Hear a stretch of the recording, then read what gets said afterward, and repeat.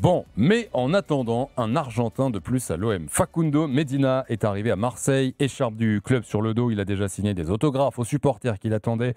Montant du transfert, 22 millions d'euros, bonus compris, pour le défenseur de 26 ans.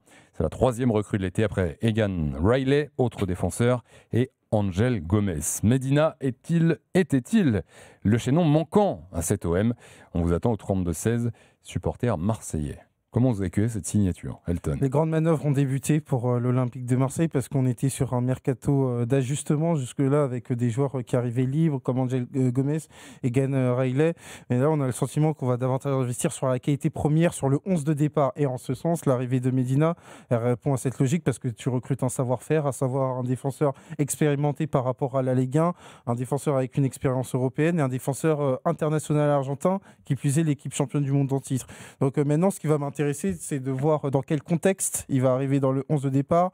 Il y en a qui parlent de latéral gauche pour faire une base à 3, notamment sur la base défensive, ou plutôt dans ce rôle d'axe gauche. Mais toujours est-il que c'est un mercato qui... Pour moi, en tant que défenseur axe gauche, j'aurais dit attention, il y a quand même un petit astérisque à mettre, mais en tant que latéral gauche, je demande à voir. Jen. Attends, on n'a pas le micro, vas-y. Désolée. Non, je trouve que c'est très bien. On a vu que l'OM manquait d'un patron en défense cette saison. Là, il va apporter à la fois des certitudes, puisque c'est un joueur qui est aguerri à la Ligue 1, qui a de l'expérience.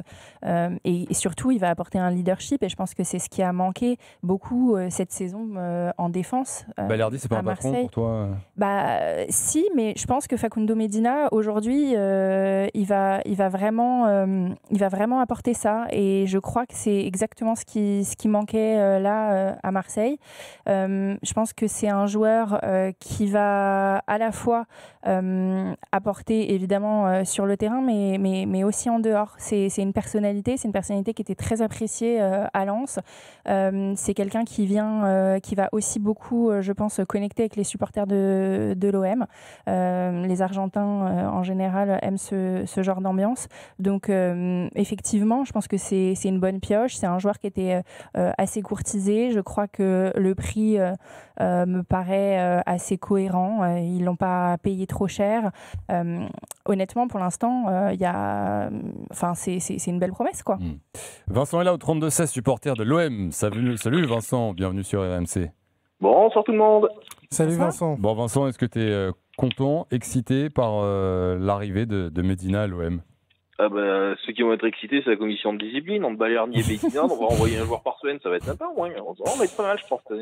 Alors après, attention, commission de discipline, je sais qu'il a une image, Medina, et un jour on me l'a fait remarquer à l'antenne, et qu'en fait quand tu regardes, il a pris très peu de cartons rouges. Bien dire ça. Il en a pris 2 la saison dernière, effectivement, mais c'était ses 2 premiers. Avant, ses 4 premières saisons à Lens, il n'en avait pas. Alors par contre, il prend un carton jaune un match sur 2, ça oui. Tu sais que son premier carton rouge, c'était Lens Panathinaikos en Conference League. Ouais. Je me rappelle, j'avais fait l'émission ce soir-là, donc c'est pour ça que je m'en souviens très bien.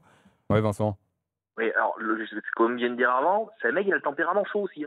Vous allez me le chauffer à blanc dans le vélodrome, on voit Balerdi, ce qu'il est capable de faire, il y a 2 possibilités. Soit il va disjoncter, soit il va faire des cagates comme Balerdi, à tout moment. Et là, je sais pas pourquoi, moi je le sens pas le coup. Ah ouais? Le mec 26... moi j'ai toujours peur d'une chose quand on recrute en Ligue 1. Quand on recrute en Ligue 1 un mec de 22, 23 ans qui est jeune, qui fait une 2 saisons, je me dis ouais, pourquoi pas. Je me dis allez, pourquoi pas après tout. Là, ça fait 4 ans qu'il est à Lens. Il a jamais quitté Lens. Il n'y a pas un club qui a sorti le portefeuille pour venir le chercher.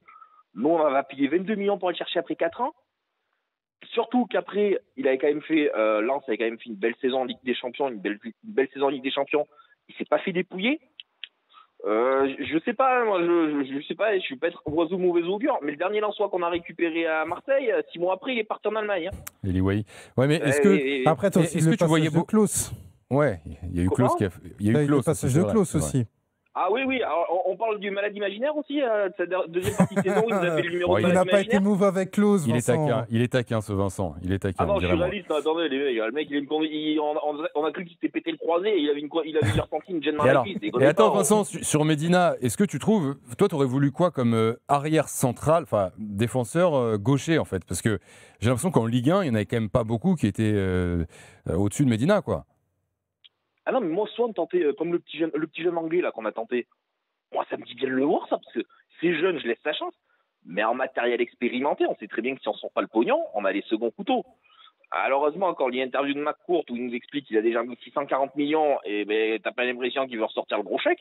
Là, il fallait aller sortir le gros chèque chez une équipe qui jouait pas la Ligue des Champions cette année et aller gratter pourquoi pas des joueurs. Mais bon, voilà. Est-ce que des mecs t'as le moyen de faire comprendre à des mecs qui sont à United ou dans des équipes de ce genre qui vont malheureusement passer encore une saison très certainement dans les bas-fonds de la Première Ligue, que être dans un grand club, c'est bien, mais jouer pour un club qui joue Ligue des Champions, c'est mieux pour ta carrière.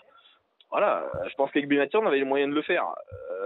Maintenant, si notre ambition, c'est d'aller recruter des mecs de Ligue 1, et ben, dans ce cas-là, qu'on rentre de pognon et qu'on vire tous les... Après, dites-moi, les Marseillais, si vous êtes d'accord avec Vincent, après, Vincent, c'est pas non plus dégradant de recruter des joueurs de Ligue 1. Il y a des vrais bons joueurs de Ligue 1. Il y a des vrais bons joueurs. Le petit Ablin sur lequel on était des tablettes. Là, Kita, il a deux neurones qui sont... Il avait 2 neurones, il n'y en a plus qu'un. 50 millions pour Ablin, il a craqué. Ça oui, comme je dis, il a 2-3 ans en Ligue 1, il a 22 pistes, ça se tente. Moi, un joueur de 26 ans qui a fait 4 ans en Ligue 1, une saison en Ligue des Champions, où son équipe fait pas un mauvais parcours, faut pas oublier. Lens, jusqu'à la dernière journée, ça a 2 doigts de se qualifier en Ligue des Champions. Oui, mais Vincent, c'est justement un joueur de 26 ans qui a l'expérience, qui a connu la Coupe d'Europe, qui est prêt, quoi. Il est prêt pour l'OM, celui-là, tu vois. Ouais, mais la question qui se pose, c'est pourquoi notre club n'est pas venu le chercher? Parce que les défenseurs... peut-être qu'il y en a eu, mais qu'il n'avait pas envie de partir. Il n'avait pas envie de partir, et à l'époque, n'était pas vendeur. Et à l'époque, quand bien même il était à Lens, il avait un coup. Je n'oublie pas qu'il l'avait prolongé aussi durant cette période, et en même temps, il est devenu international. Donc, ce qui faisait que pour le sortir de Lens, parce qu'il ne faut pas oublier que sur le marché des transferts, un axial gaucher, les prix s'envolent beaucoup plus. D'ailleurs, 22 millions, bon, même s'il faut quand même contextualiser, c'est un prêt avec option d'achat obligatoire qui va être activé. Mais toujours est-il que pour Mehdi Benatia, on a parlé à plusieurs reprises, tout le monde ne peut pas jouer à l'Olympique de Marseille. Il faut un certain caractère, une personnalité. Et quand tu regardes notamment le recrutement de l'OM et notamment sa colonne vertébrale, on parle beaucoup plus de joueurs aguerris, prêts à l'emploi. Medina, il rentre dans cette catégorie. Justement, tu prenais l'exemple de Wai, c'était typiquement le genre de joueur qui n'était pas prêt en fait. Et est-ce qu'un Ablin, avec toutes les qualités de footballeur qu'il a, il est prêt à encaisser la pression d'un club comme l'OM? C'est pas dit non plus. Parce qu'il y a un joueur de 21-22 ans, il se loupe 2 matchs au Vélodrome. T'as les tribunes qui vont commencer à mal parler. On a vu ce qui s'est passé pour Brassier, par exemple. C'est un test de caractère, le Vélodrome. C'est un test de caractère, l'Olympique de Marseille. Et après, je te dis pas que Medina, ça va marcher parce qu'il a 26 ans. Parce qu'attention, Vincent, 26 ans, ça équivaut pas à 35 ans. C'est un joueur qui a aguerri, c'est un joueur qui est dans une vraie belle forme. Et moi, encore une fois, sur le plan tactique, j'ai un doute notamment sur Medina dans une défense à 4, parce qu'on l'a davantage vu dans une défense à 3.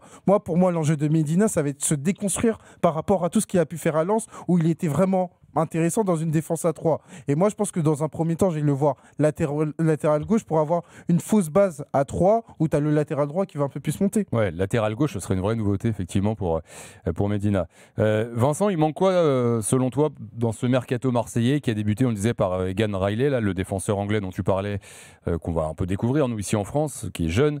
Angel Gomez, qui arrive également. Quel secteur, là, sur quel secteur il faut recruter, à ton avis? Un leader offensif, quoi.